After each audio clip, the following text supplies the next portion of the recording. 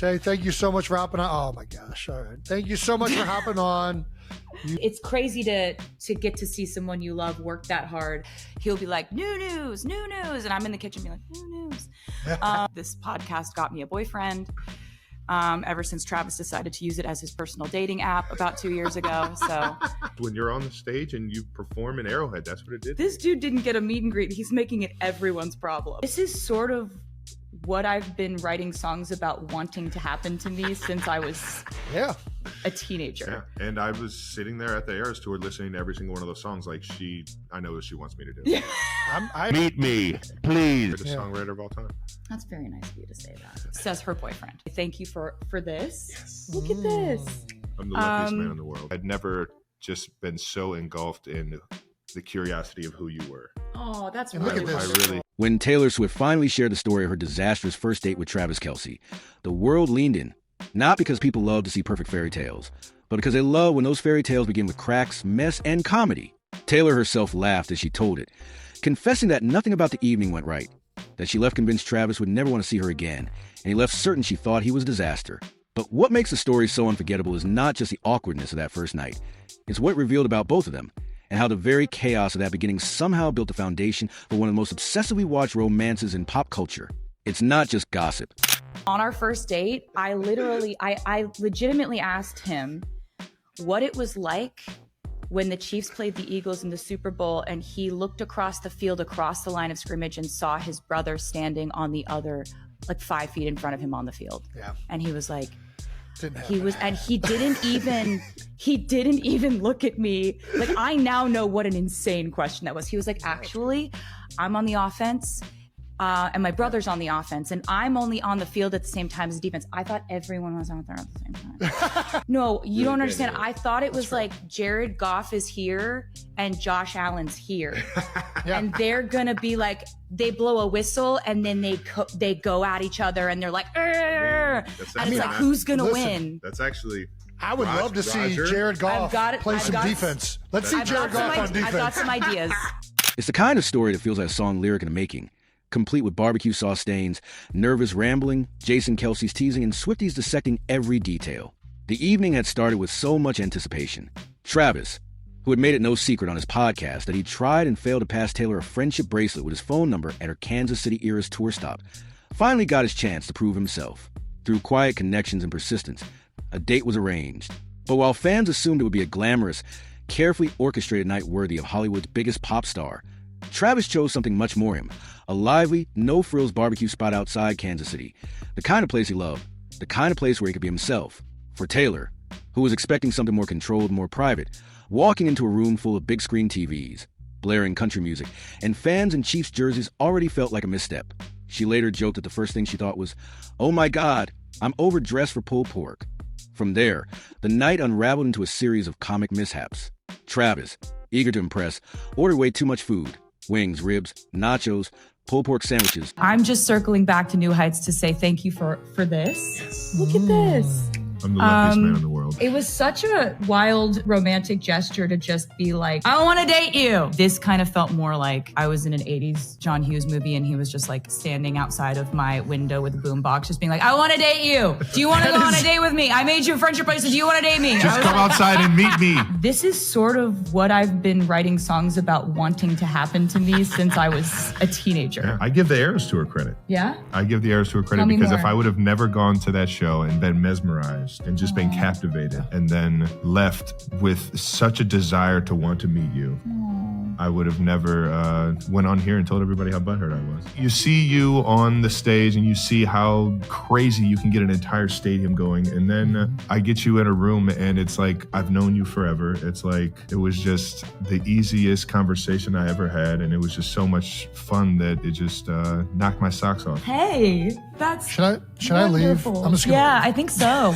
Honestly, at this point, I think everyone should leave. Try to balance eating barbecue with not getting sauce all over her outfit. The moment she almost dripped rib sauce onto her purse, Travis lunged forward to save it, only to knock over his drink in the process, sending soda across the table. It felt like slapstick, Taylor admitted. Fans would later joke that it sounded like a scene from a sitcom, complete with a clumsy but lovable male lead trying too hard. Travis, red-faced, tried to brush it off with a joke, but in his head, he was convinced he'd blown it. And then came the conversation, or lack thereof. Travis, normally brimming with charisma, found himself rambling about football plays, locker room stories, and podcast episodes, forgetting that Taylor wasn't exactly an expert on third and long strategies. Taylor smiled politely, trying to follow along, but admitted later that she was sure he thought she was boring. In reality, Travis was panicking. He later told Jason he kept thinking, "She probably thinks I'm an idiot who can't shut up about football." At one point, when a karaoke night started blaring in the back room, drowning out their attempt to talk, they both just laughed nervously, sharing looks that said, "Can this night get any worse?" The disaster didn't stop there. Service was painfully slow, leaving them waiting for over an hour. Taylor, sipping water and politely nibbling at fries, wondered if she made a mistake agreeing to this. Travis, fidgeting with his phone, worried she was regretting everything. And then, when they tried to leave quietly, they were met with a swarm of paparazzi outside, in his rush to protect Taylor. Such a nice color on you. Yes, I know. It's the color of your eyes, sweetie. That's why we match so well. We're about to do a podcast. It was fun, yeah. And then we all got to celebrate New Year's together. Yeah, it was awesome. It was cool, man, to have all the friends and family. I think I had over 50 to 55 people come in for this one. Ooh, there you go. Yeah, a good New Year's celebration with all the friends and fam. That's a lot. And I got to exchange presents with Mama Kelce. I can't tell you what I got because some things are still being made for you. Travis accidentally steered her into a dead-end alley before realizing they had to turn back into cameras. It was like a bad rom-com, Taylor recalled. Except you weren't sure the characters were going to get a second date. And yet, here's where the story takes its twist.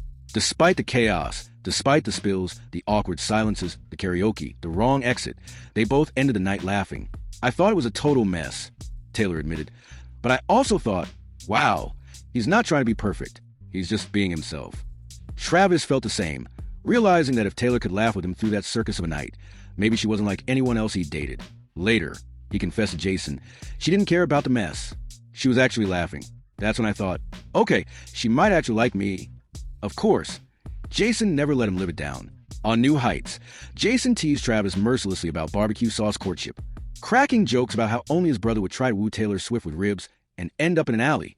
Jason's wife Kylie even weighed in, joking that Taylor had officially passed the Kelce family test by surviving barbecue chaos. Yeah, absolutely. I mean, this has been a rivalry for the past, 4 or 5 years. Well, we finally won like a game, and it has to be you have to win a game to get a rivalry. But you guys, there's been bad blood between you two teams for 4 or 5 years bad now. Blood. I hear you, bad blood. And I don't even try and do it, but it just happens. It's just in you now. Well, no, I just think she does a good job of using these like very common phrases that people would use regardless.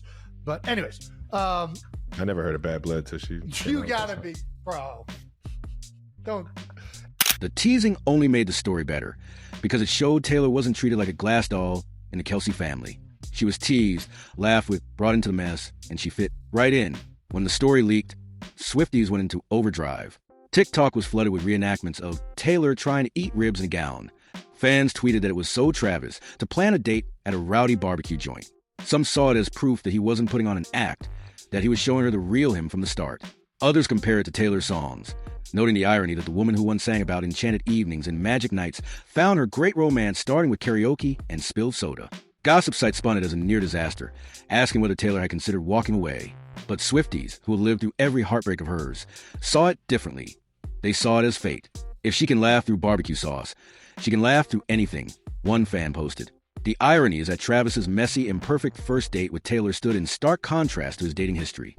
With Maya Benberry, the reality TV show winner, their romance had been orchestrated, cameras rolling, every move scripted. With Kayla Nicole, their 5-year relationship had been glamorous, polished, filled with red carpets and curated Instagram posts. But with Taylor, we've been avoiding this subject out of respect for your personal life. Now we got to talk about it. Yeah, my personal life, that's not so personal. Yeah, well. I did this to myself, Jason. I know this. Well, Trav, how's it feel that Taylor Swift has finally put you on the map? The very first night was the opposite of curated. It was real, unpolished, and nearly embarrassing. And that's exactly why it worked. For Taylor, who had spent years hiding relationships from paparazzi, sneaking in back doors and dodging cameras, this was a relationship that started not in perfection, but in honesty. From that night forward, the disastrous first date became their inside joke. Taylor teased him about the barbecue sauce. Travis teased her about being overdressed. And they both laughed about the karaoke singer who unknowingly provided the soundtrack to their first night together. What could have been the reason they never spoke again instead became the reason they kept speaking?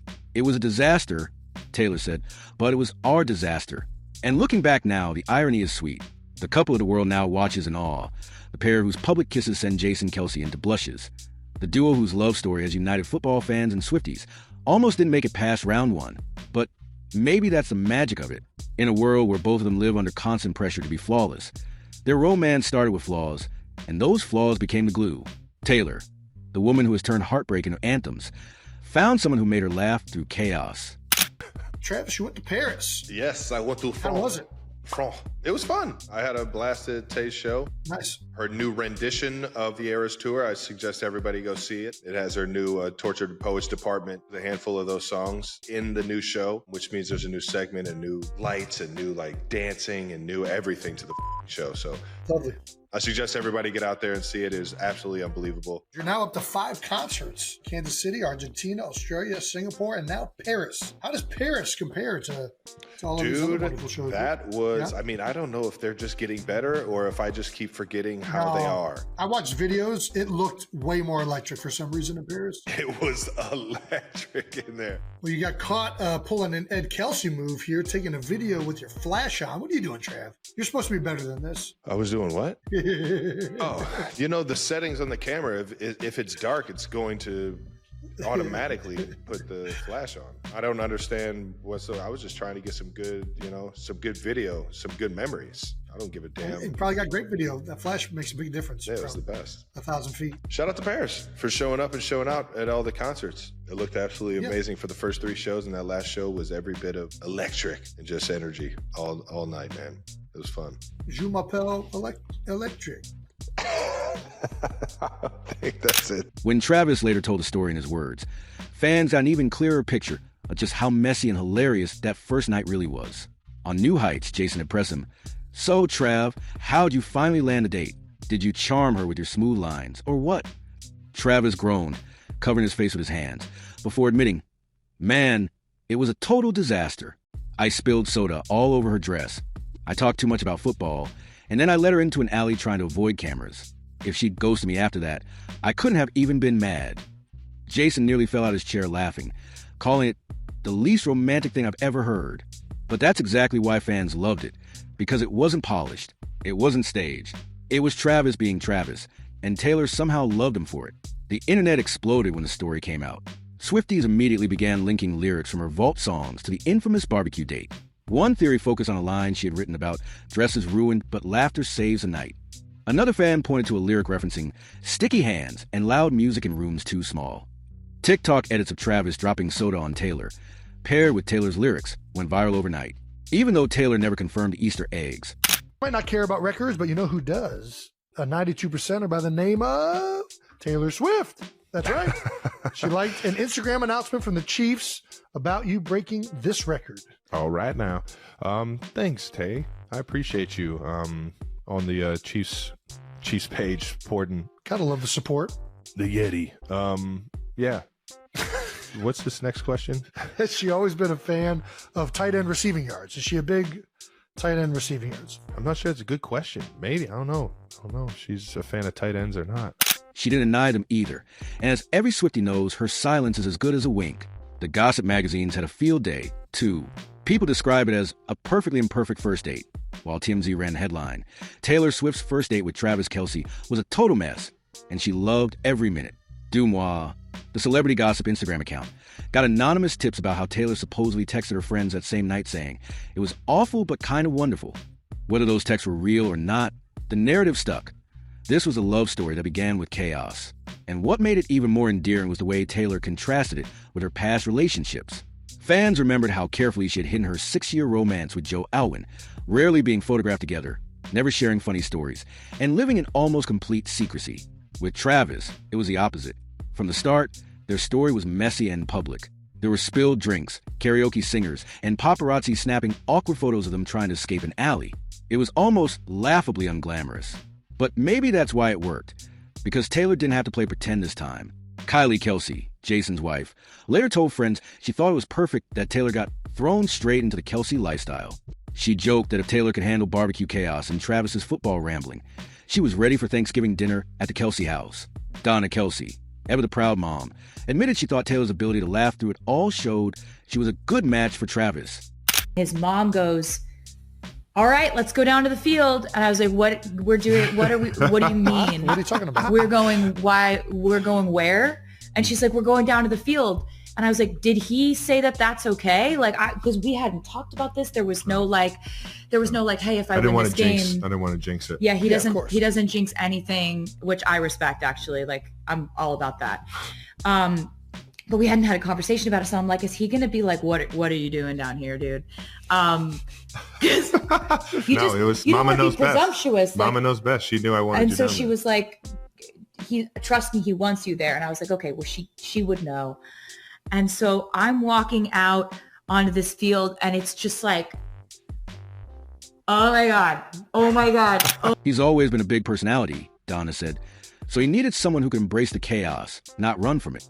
Patrick Mahomes even chimed in later during a press conference, smirking when asked about the story. Man, I knew Travis was nervous, Patrick said. He's smooth on the field, but off the field with Taylor? Let's just say he wasn't exactly MVP that night. Chiefs fans laughed. Swifties clipped the moment, and Travis, of course, blushed. But all of these little jabs only added to the charm. Everyone was rooting for them, partly because the start had been so hilariously human. What really sealed the deal for Taylor, though, wasn't the barbecue or the soda or karaoke. It was the way Travis reacted to it all. Instead of trying to pretend it hadn't happened, instead of being embarrassed or defensive, he laughed. He made fun of himself. He made her laugh.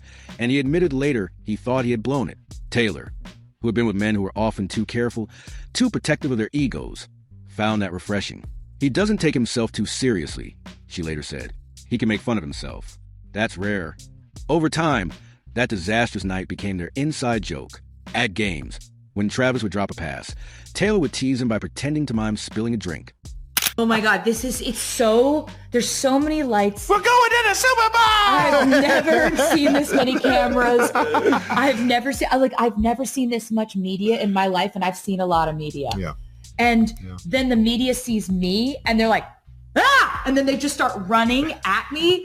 And I'm looking at you and then you're screaming into the mic because when there's a mic and there's Travis, like he physically needs to scream into it. Of course. Okay. All right. Okay. That's sorry. So basically I'm experiencing this whole heightened scenario that I had no idea 5 minutes before I was going to be experiencing. And it's one of my most cherished memories because I was so proud of you. And I was so proud that you came down there to enjoy that moment. It was so magical. It was so fun. When they went to restaurants later, Travis would dramatically triple check his cup before setting it down, making Taylor laugh until she cried. At one point, when they attended a karaoke night with friends, Travis grabbed the mic and sang Bon Jovi's Living on a Prayer as a tribute to a man who had unknowingly soundtracked their first date. Taylor recorded the whole thing, and the clip quickly became one of her favorites. And Swifties ate it all up. Entire Reddit threads were dedicated to decoding which of Taylor's outfits had survived the barbecue. Tumblr users joked about fanfiction versions of the night. Twitter flooded with memes of Taylor Swift eating ribs in couture. What should have been a moment of embarrassment turned into a cultural touchstone, something fans would reference every time the couple appeared together. But the most beautiful part of all of it was how the memory aged with them. As Taylor and Travis grew closer, attending each other's big moments, her cheering in the VIP suite with Donna Kelce, him flying across the world to Buenos Aires to see her on stage, the story of their disastrous first date became proof of their foundation. Their love wasn't built on perfection. It was built on imperfection, on laughter, on surviving chaos. That night showed Taylor that even when things went wrong, Travis could make it feel right, and that, more than anything, was why she wanted to see him again. Years from now, when fans look back at the epic love story of Taylor Swift and Travis Kelce. What else would you want as an artist? I never really let myself be like, I've made it. But the Eras tour, I was like, oh, this is different. Like, this is nothing like what I've ever experienced before. It was so much better than anything And I've ever literally while experienced before. she's doing that, she's still creating the next thing. Yeah, that's what's crazy to me. I love it. Live show Sweden. Yeah, that's it's nice. no. I adore what I do. I absolutely love it, and I love then taking the songs and writing a treatment for a music video and directing the music video. Like all of the things that I get to do now, I'm so grateful for the ability to create. Like that's still what drives all of it. Well, us Swifties appreciate your dedication. We are very grateful for this as well. They won't just remember the Super Bowl kisses or the stadium sing-alongs. They'll remember that first night, where barbecue sauce, spilled soda, and a screaming karaoke singer turned into the backdrop of a romance that would capture the world. Because love isn't about getting everything right.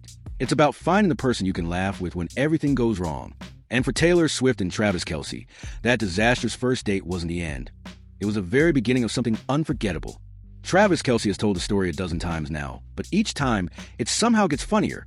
On one podcast appearance, he confessed, "The worst part was when the waiter asked if we wanted napkins, and I panicked, like, 'Bro, yes, I just drenched her in soda.'" Jason cut in immediately. Wait, you spilled on her, you didn't even ask for napkins, and then you let her into an alley? You're lucky she didn't block your number." The clip went viral in hours, pulling in millions of views, not because of the story itself, but because of how red Travis turned while telling it.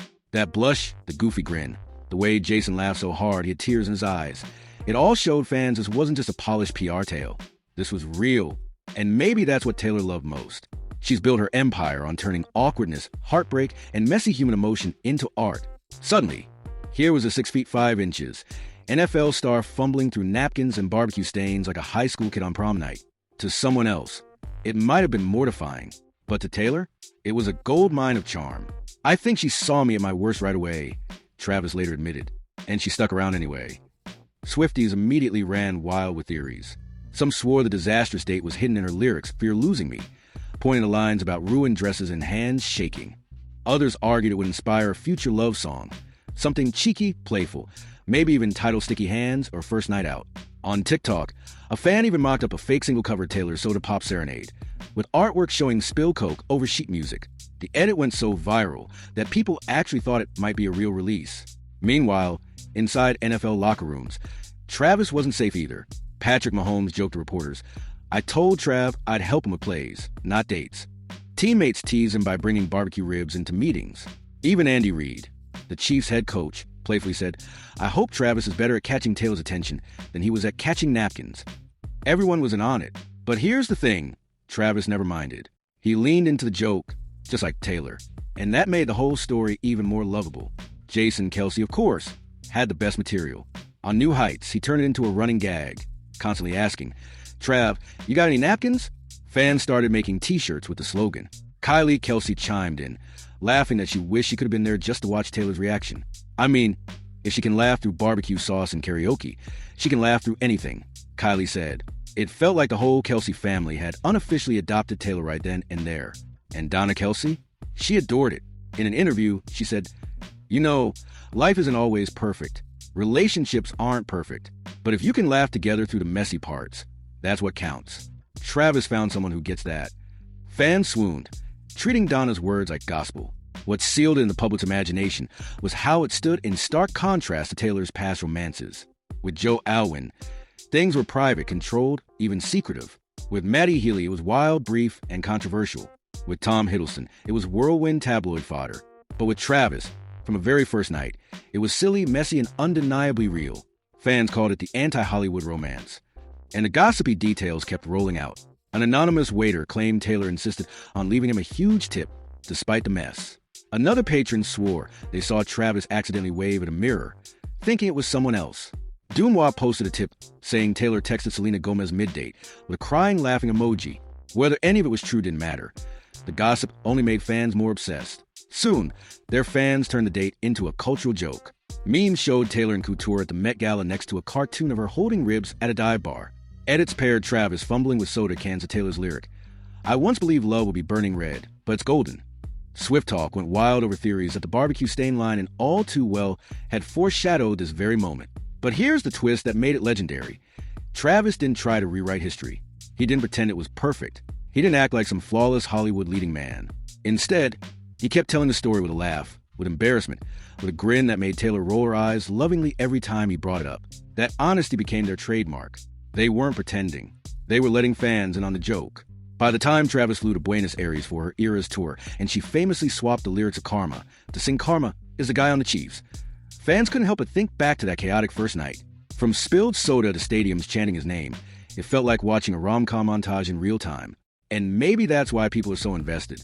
Because if Taylor Swift, arguably the biggest superstar in the world, can sit through ribs, karaoke, and spilled drinks and still say yes to a second date, then maybe Real Love doesn't need to be perfect. Maybe it just needs to be real.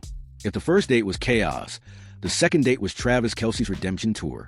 Determined not to repeat the barbecue disaster, he pulled every string to make it perfect. He booked a quiet rooftop restaurant in Kansas City, arranged a private driver so there'd be no awkward alley moments, and even texted Jason ahead of time, "Bro, if I spill anything, you're not allowed to make fun of me." Jason's reply, "Too late. I already bought napkins." Taylor showed up glowing, dressed effortlessly chic, and immediately teased him. "So, am I safe from barbecue stains tonight?" Travis laughed, blushing as usual, and swore he had triple-checked the table settings.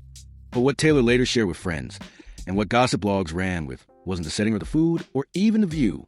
It was the way Travis made her laugh until she snorted. "He's not trying to be perfect," she reportedly told Selena Gomez. "He's just Sim, and that's perfect." From there, the love story wrote itself. Travis began flying out to her tour stops, blending seamlessly into the Swiftie universe. When she pointed at him during Love Story in Argentina, it wasn't just a gesture, it was a declaration. And when she changed the Karma lyric to "Karma is a guy on the Chiefs," and Travis buried his face in his hands like a bashful teenager, fans lost it. Jason Kelce later joked on New Heights, "Trav, I've seen you win Super Bowls. I've seen you spike a football into the earth. But I've never seen you look that nervous as when Taylor said your name on stage." And who could forget that viral kiss backstage in Buenos Aires? Taylor ran into his arms like something straight out of a rom-com, with cameras flashing and fans screaming. Travis lifted her off the ground, and suddenly, the NFL typed and looked like the star of a Nicholas Sparks movie. That clip alone cemented their relationship in pop culture history. But the real magic wasn't just in grand gestures. It was in the little ones. Travis cheering in the VIP tent, dancing badly but proudly to shake it off. Taylor clapping wildly at Chiefs games, hugging Donna Kelce as though she'd been part of the family forever. Travis sending her flowers before every show. Taylor baking cookies for his teammates during training camp. These weren't PR moves. These were love moves. And the gossip kept coming. Paparazzi spotted them sneaking out of SNL after parties. Dumois lit up with anonymous tips. One claimed Travis drove hours out of his way just to see her between tour dates. Another insisted Taylor helped him pick outfits for game days. Whether true or not, each rumor only fueled the obsession. The Kelce family, meanwhile, embraced the circus. Jason became the accidental star of the romance by constantly teasing his brother. "I'm just glad she didn't see his room first," he joked. Kylie chimed in, "Honestly, I think Taylor deserves a medal for handling him." Even Donna Kelce, who once quietly cheered in NFL suites, found herself in interviews, asked not about football, but about Taylor. "She's lovely," Donna said warmly, and just like that, she too became a fan favorite. Then came the Super Bowl. Taylor in the suite, wearing red, cheering louder than anyone. Cameras caught her clutching hand with Travis's mom, gasping during tense plays, and hugging Brittany Mahomes like an old friend. When the Chiefs won, the stadium erupted. But the moment fans replayed endlessly wasn't the confetti or the trophy. It was Taylor racing down to the field, hugging Travis in the chaos, kissing him as he whispered in her ear. It was love, unfiltered and unstoppable, in front of millions. And with every chapter, their story blurred the lines between football and fairy tale. Fans called it a rom-com unfolding in real life. Memes compared Travis to a golden retriever boyfriend, and Taylor to mastermind cat who somehow found her match. TikTok edits paired their moments with Taylor's own lyrics, creating a soundtrack that felt destined. But perhaps the most intoxicating gossip of all has been what's next. Swifties dissected every look, every lyric, every glance for hints of engagement. Did Taylor's gold ring in Tokyo mean something? Did Travis's jokes about finding the one on podcasts mean he was dropping clues? And what about that lyric she changed during Enchanted? Was it a nod to him? NFL fans and Swifties alike began imagining the wedding. Jason officiating, Ed Sheeran performing, Patrick Mahomes as best man, Taylor walking down the aisle in a gown that would break the internet. It's not confirmed. It's not even official. But in the world of fandom, the fairy tale is already written. Through it all, the one constant has been their laughter. Every time Travis blushes when Taylor kisses him. Every time Taylor smirks when Travis tells a goofy story. Every time Jason mocks him and Taylor joins in. They remind everyone watching that love isn't perfect. It's messy, funny, and better when shared. And that's why people can't look away. Not because it's Taylor Swift. Not because it's an NFL star. But because somewhere between spilled soda, karaoke, and stadium kisses, two people found something real. And they let the world fall in love with their love.